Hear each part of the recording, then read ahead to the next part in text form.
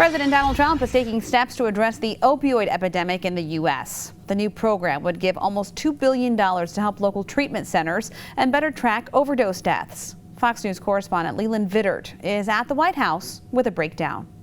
I saw firsthand during the campaign, and I couldn't believe when I looked at certain states in particular how bad it was.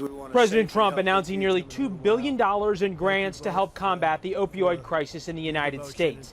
Together we'll save thousands and thousands of our fellow Americans and the families of so many people. The multi-billion-dollar investment to combat opioids comes as tensions over trade with China escalate. The president is accused his Chinese counterpart of not doing enough to stop the flow of illicit drugs into the United States. Last month, the president ordered the U.S. Postal Service and express shipping companies to search for and refuse all deliveries of fentanyl, a deadly synthetic opioid. Chinese officials last week claimed they are making progress in restricting outbound fentanyl shipments as Beijing works to get the White House to roll back tariffs. During today's White House briefing on Hurricane Dorian, the president acknowledged China's efforts but made no promise of lifting tariffs while trade negotiations remain stalled. If I were China, I'd want to make a deal. Can't tell you, but I want to make a deal. And I can tell you they do want to make a deal. We'll see if we can do a real deal, not a fake deal. Of that grant funding, about half goes to local treatment and recovery centers. The other half, about $900 million, goes to help get more data on overdose deaths. At the White House, Leland Vittert, Fox News.